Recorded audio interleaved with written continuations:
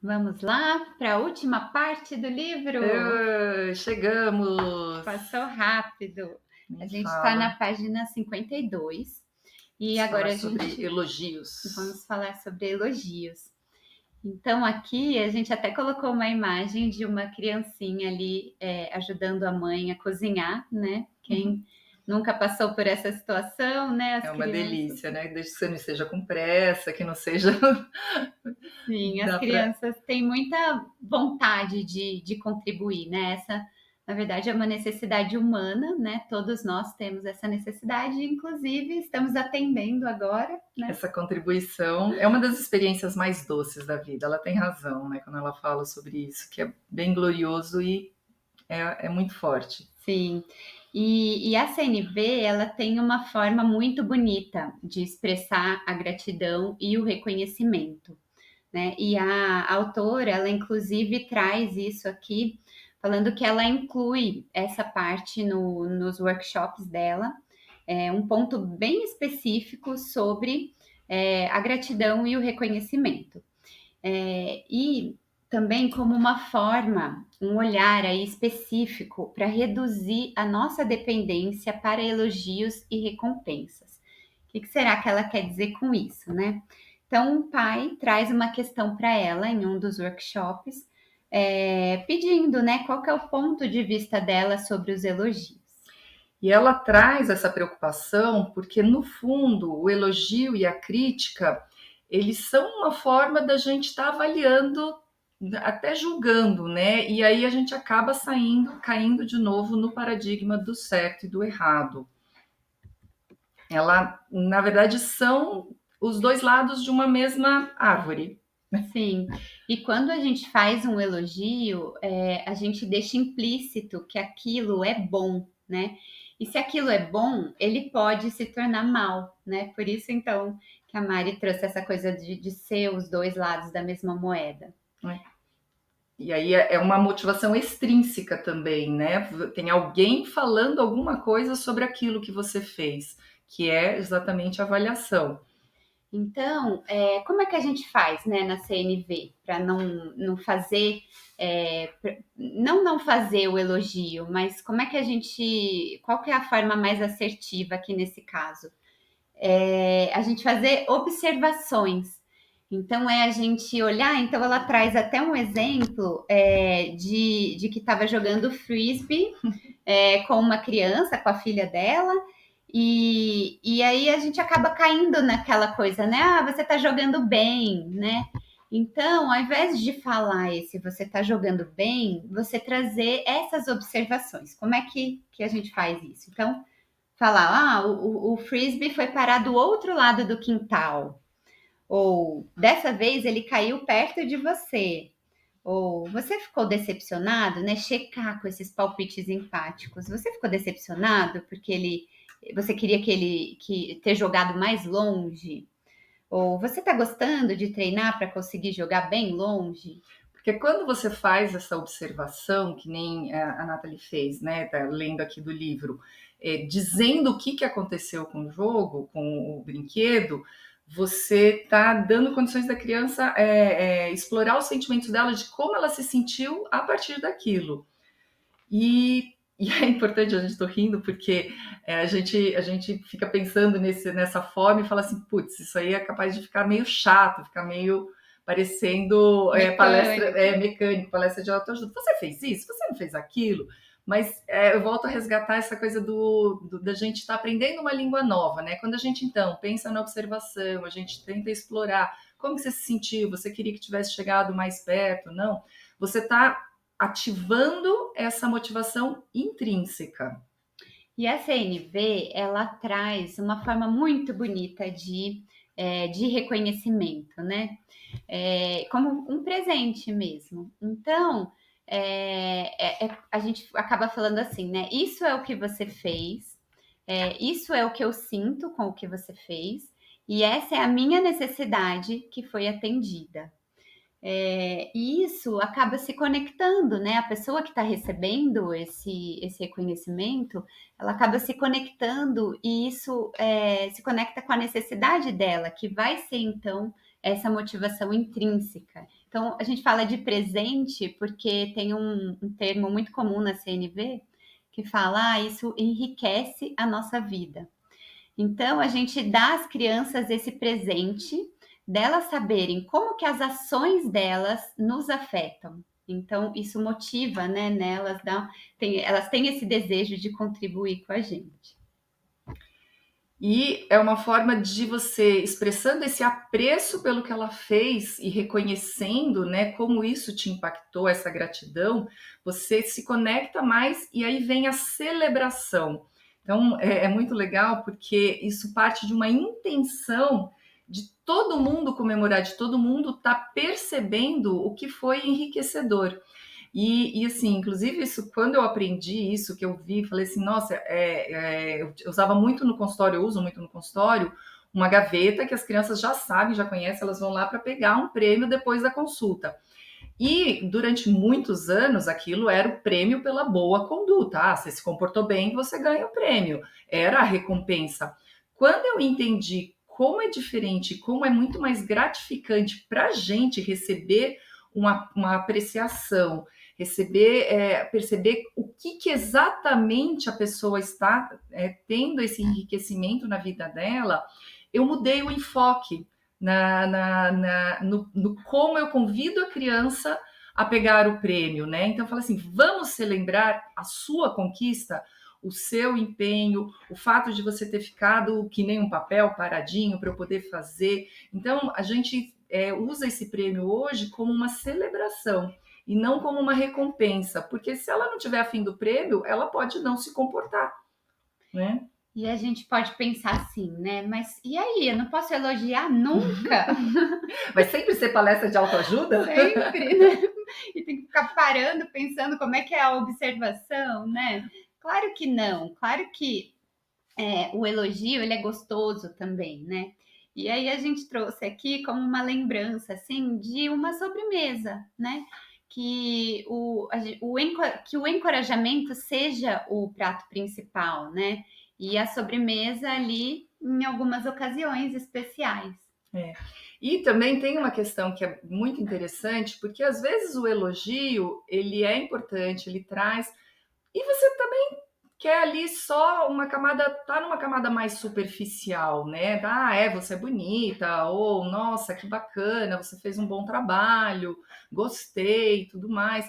Você tá tudo bem ficar nessa camada mais superficial. Agora, se você quer realmente expressar o que a pessoa fez, se você quer dar esse reconhecimento, essa valorização, aí a gente entra numa outra camada mais profunda, que é essa apreciação de expressar a gratidão.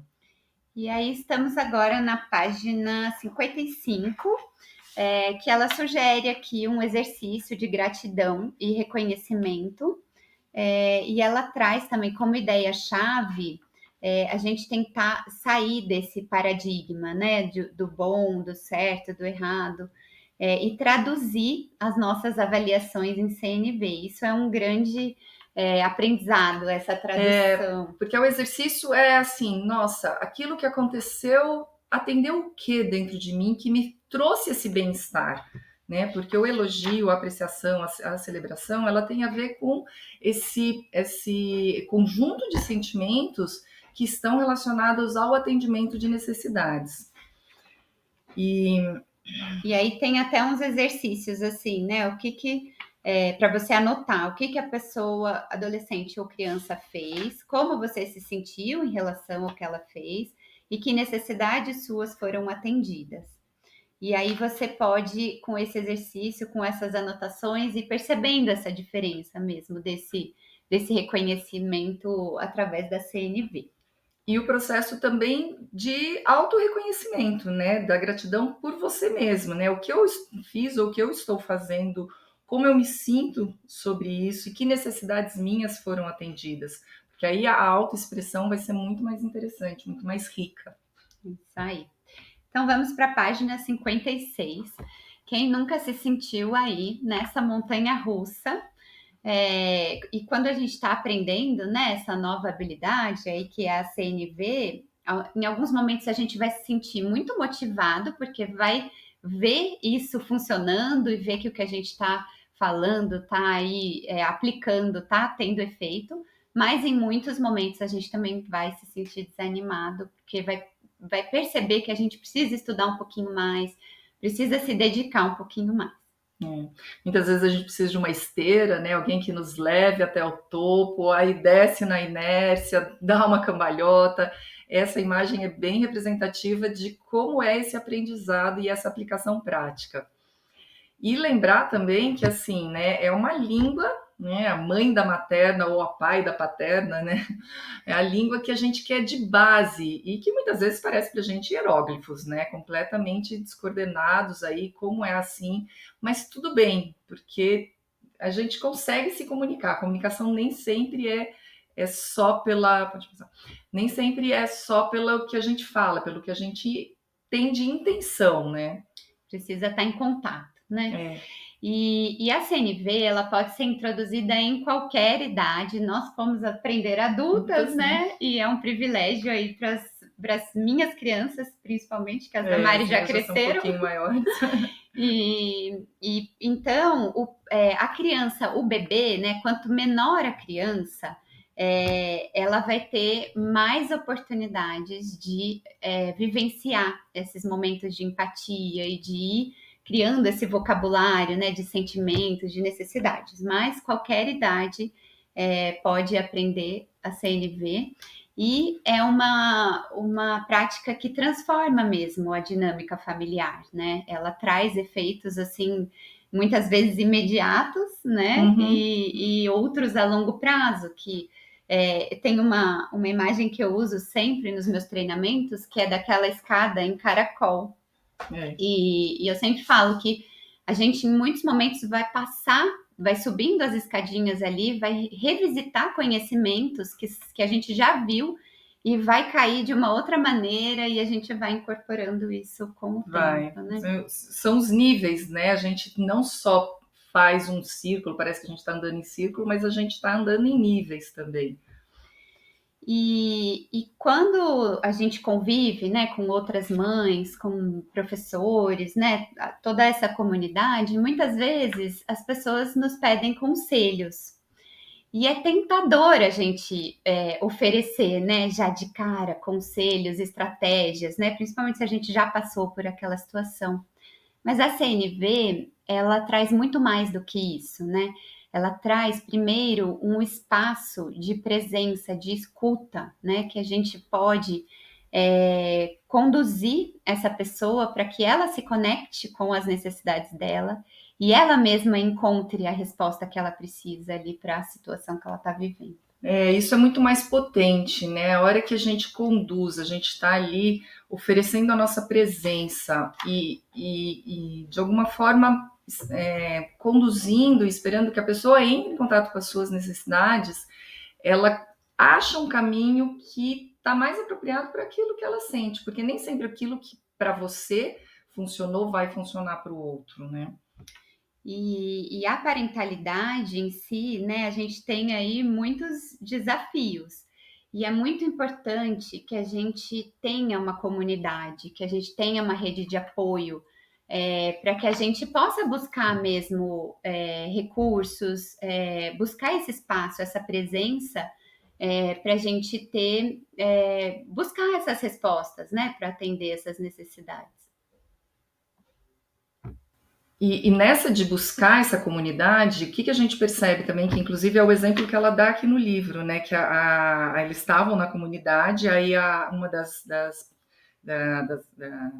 alunas dela lá foi para casa e ela ia se deparar com os dois adolescentes. Então ela já estava construindo todo um teatro mental de que ele vai estar dormindo, ele não vai ter feito isso, não vai ter feito aquilo, não sei o quê.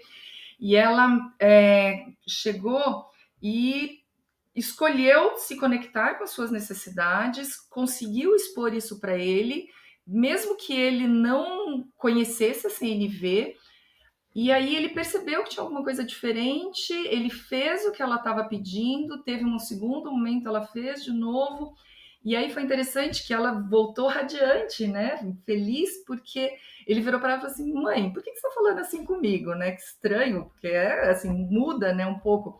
Ela falou, porque eu estou aprendendo uma nova forma de se comunicar. Ele, não sei bem o que é, mas continua assim porque está funcionando, né? Então, esse relato, esses depoimentos, a gente recebe muito nos treinamentos, é muito legal, é muito interessante. É um exemplo de resultado imediato. Resultado, né? Imediato. E, assim, eu quero também trazer uma outra imagem aqui que é importante, que muitas vezes a gente não consegue mudar, né, nessa busca de autoconexão, nessas coisas, fala assim, eu quero mudar isso, né, eu escolho, a gente não precisa mais, a gente não tem que, né, você escolhe, mas às vezes é difícil, porque se você tira aquilo que está embaixo, né, você quer mudar aquilo que está sustentando todas as outras coisas, isso pode se desmoronar.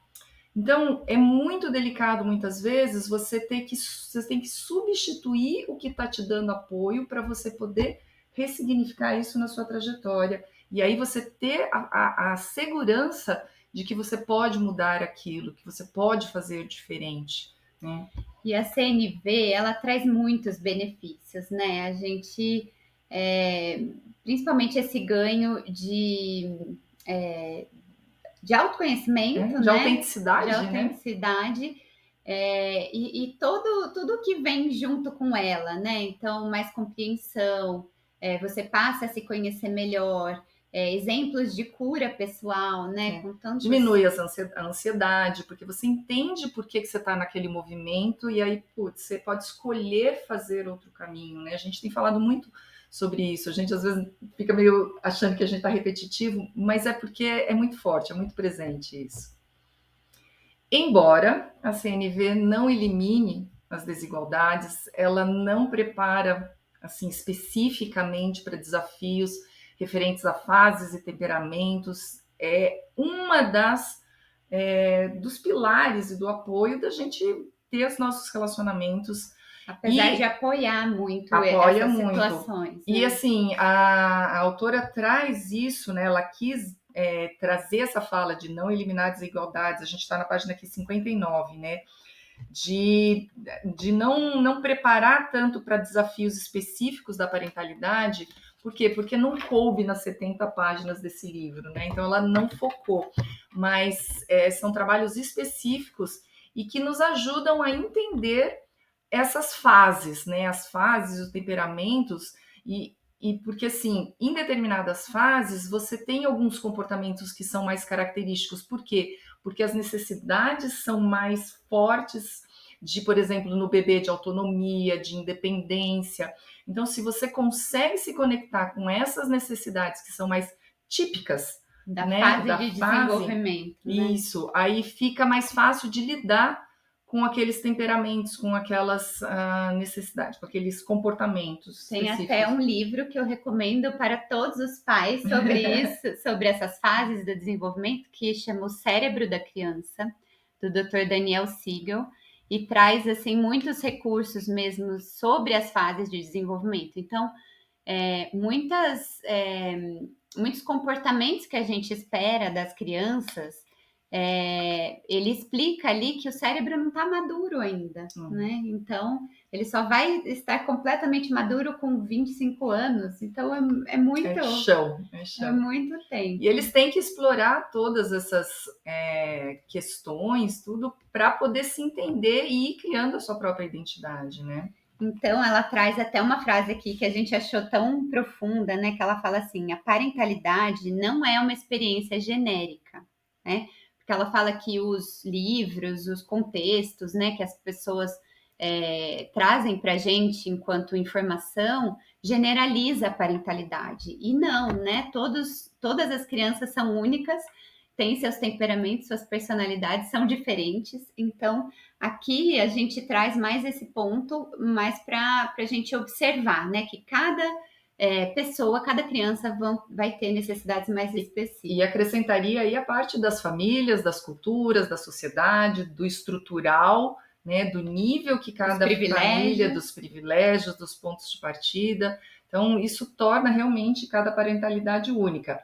Mas, vamos lá, se a gente tem uma via, que é a via do reconhecimento das necessidades, de saber observar, diferenciar do que é o julgamento, para você pescar ali o que está acontecendo, um sentimento bom, um sentimento ruim, fazendo um resumão aqui, fica mais fácil mesmo quando a gente tem essas diferenças de temperamentos.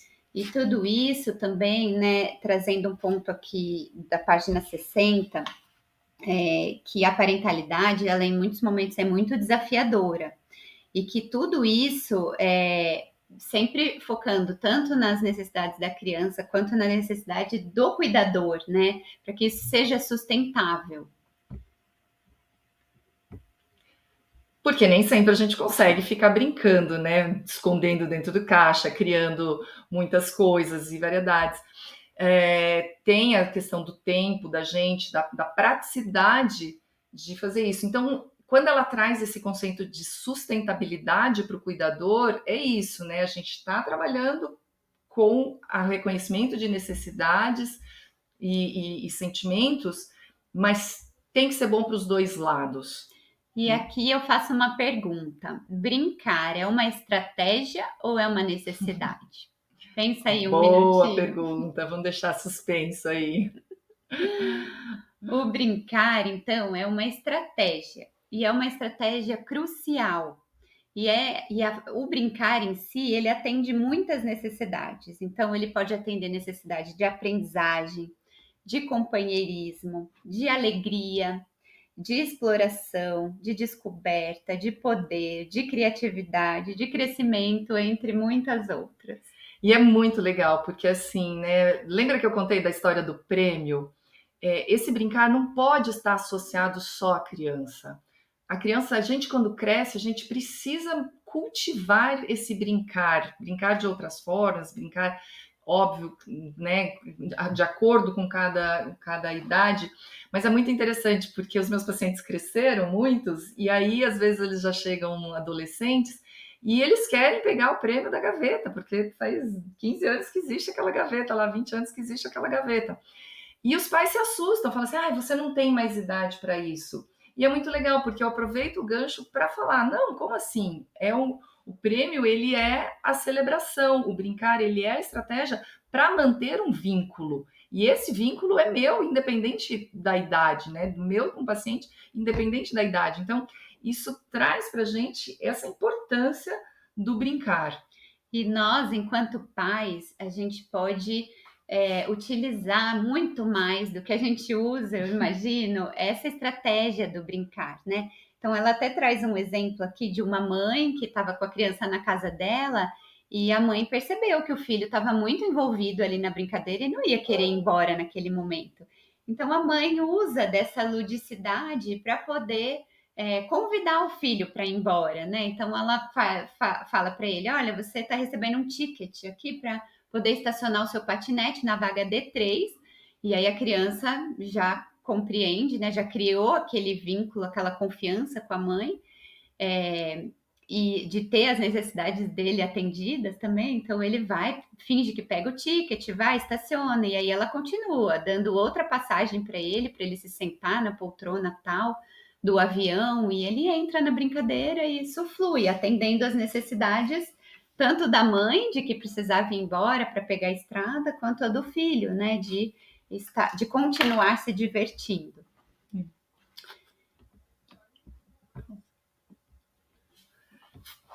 E aqui agora, e na página 61, ela fala um pouquinho sobre a diferença dos temperamentos, né, da necessidade dessa compreensão.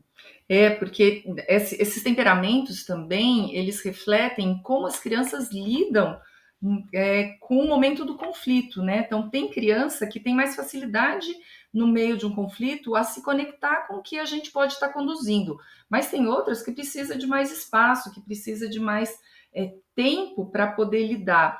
E conhecer e fazer essas associações, né, de qual estratégia atende qual temperamento é fundamental para poder a gente conseguir conduzir melhor esse movimento, esse desafio. Na página 62, ela traz umas reflexões sobre como você considera a parentalidade com a CNV no futuro. Então, vale muito a pena checar essas reflexões e ir colocando aí ou no seu livro ou no seu caderninho. E na página 63 a gente vai falar um pouquinho sobre a promoção da paz pela parentalidade, né? Ah, é tão bonita essa parte. Isso é gostoso, porque é um desafio enorme, né? Você liga a televisão, você abre o jornal, você é inundado por conflitos, por problemas. A gente tem aí essas duas guerras em curso, a gente está muito produzindo coletivamente resultados que individualmente a gente não quer. Essa é uma frase do Otto Scharmer, né, que a gente já trouxe naquele primeiro vídeo das escutas, que é isso, como que a gente tem um desafio, a gente chega numa solução é, fazendo diferente. E a CNV traz exatamente isso, porque se a gente pega essa tradição, essa educação tradicional, ela acaba reforçando o ciclo da raiva. Você preso na recompensa, preso no elogio ou mesmo no castigo, o que acontece? Você está muito falando sobre a dominação, sobre o poder sobre, e isso mantém as desigualdades, e ela mostra um exemplo lindo, né, de como ela ao se deparar com essa invasão através de um livro que o próprio filho de 4 anos escolheu sobre castelos, armaduras e exércitos, como ela, num determinado momento, ela leu e depois ela se deu conta, ela tomou consciência, né, de que ela não queria aquilo, que ela poderia estar numa posição privilegiada de escolher não deixar aquela realidade entrar na vida dela. E aí ela fala, não, eu não vou ler isso. E a criança depois pede para ler de novo, né? E ela ainda fala o quanto aquilo deixa ela triste, né? Ela consegue se conectar com o porquê ela está escolhendo mudar. Por que a gente pode, através dessa habilidade que a CNV nos traz, escolher o mundo que a gente quer criar ao nosso redor. E é tão bonito que ela traz também uma frase que ela fala assim: o que acontece em nossas famílias reflete e contribui para o que acontece nas diferentes sociedades. Então, todo esse nosso empenho, né? Todo aí esse esforço e esse interesse em conhecer essa forma da CNV, né? De trazer essa conexão com as necessidades, isso vai impactar o mundo, né? Vai. E ela fala, mas como que a gente vai conseguir fazer isso? Procurando, né? Olhando primeiro o nosso coração, nos conectando com o nosso coração e buscando olhar sempre que a gente estiver diante de uma pessoa, procurando olhar o coração dela. Sim, e ela fala assim, né? Como podemos encontrar os corações das pessoas inimigas para que possamos alcançá-las com uma mensagem de paz? Como podemos encontrar os nossos próprios corações e abri-los para as pessoas a cujas ações nos opomos profundamente? E aqui, tudo que a gente já falou, inclusive em vídeos anteriores, né? Por trás de toda a estratégia está uma tentativa de atender necessidades, né? Se precisar, voltem lá nos vídeos anteriores, sempre é bom, como eu falei daquele caracol, a gente rever esses conceitos. E quando a gente entende a necessidade que motiva o nosso comportamento e o comportamento da outra pessoa, não existem pessoas inimigas. Olha que libertadores. É libertador. E assim, gente, de novo, não necessariamente você vai concordar, enxergar o coração do outro, entender a motivação, entender a necessidade por trás daquele comportamento, não significa concordar, significa compreender, ver a humanidade daquele ser. E lembrar que os conflitos estão sempre nas estratégias. Lembrar que as estratégias são abundantes, que a gente pode escolher outra estratégia para atender a nossa necessidade. E a autora tem um desejo muito grande. Que é nosso também. A gente comprou isso com esse projeto, né? De que todo mundo tenha mais recursos para lidar com a raiva, com todos os sentimentos desconfortáveis que surgem nos nossos conflitos diários. E modelar isso, né? Através da forma como a gente lida com os conflitos, que as crianças vão aprendendo tudo isso, né? Então, são maneiras pacíficas de resolver conflitos. É possível, né? A gente acredita nisso, né? Que o ser humano é compassivo e ele pode escolher aquilo que está ao nosso redor. Então, é muito tudo isso que a gente vem falando sobre tecer essa confiança, né? As crianças, então, com toda essa vivência, toda essa linguagem, essa modelagem que a gente faz, elas vão construindo essa confiança e isso, imagina, os nossos filhos serão os líderes do futuro, né? Isso vai ser repassado. O desafio é traduzir nossos julgamentos em necessidades, né? Eu acho que a linguagem da CNV está aí para isso, e a gente deixa aqui esse convite para vocês praticarem. Teremos o nosso encontro, dia no 23 de encontro novembro. ao vivo com a Letícia. Você também, para a gente poder compartilhar mais, para saber de vocês como foi essa troca, como foi a leitura, a prática dos exercícios e poder também tirar mais dúvidas. Interagir um pouquinho, a gente se vê, né? E foi um prazer enorme a gente passar esse tempinho aqui compartilhando com vocês esse pedacinho aqui da CNV, né? Celebrando, atendeu muito a nossa necessidade de contribuição. Exatamente. Então, valeu, pessoal. Obrigada.